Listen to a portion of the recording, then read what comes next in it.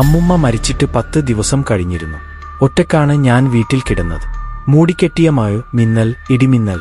അതിനൊപ്പം ഉണ്ടായിരുന്നു അതിശ്രദ്ധ. അതിനിടയിൽ അടുക്കളയിൽ ഹബീജുബത്ത് മുഴങ്ങുന്ന ശബ്ദം. ഞാൻ നിശബ്ദമായി പുറത്തേക്ക് നോക്കി. വെളിച്ചം ഇല്ല. പിന്നെ ശബ്ദം വീണ്ടും. തട്ടുകയാളിക്ക് അധേനധേൻ പാഴ് വലിച്ച പോലെ. ഞാൻ ടേർച്ചെടുത്ത് അടുക്കളയിലേക്ക് പോയി. അതാണ് ഞാൻ കണ്ടത്. അമ്മുമ്മയുടെ പിറകെ തിരിഞ്ഞു നിൽക്കുന്ന രൂപം, ചുമർക്കരികെ. അവളുടെ ചെരിപ്പ്, ചില്ലുകൊണ്ടുണ്ടാക്കിയ ചൂണ്ടുകാലുള്ളത്, അവൾ സ്ഥിരം ധരിക്കാറുള്ളത്. കഞ്ഞിയൊരുക്കണം കുഞ്ഞേ, തണുത്തു കിടക്കാൻ പറ്റില്ലല്ലോ. ശബ്ദം പഴയത് തന്നെ.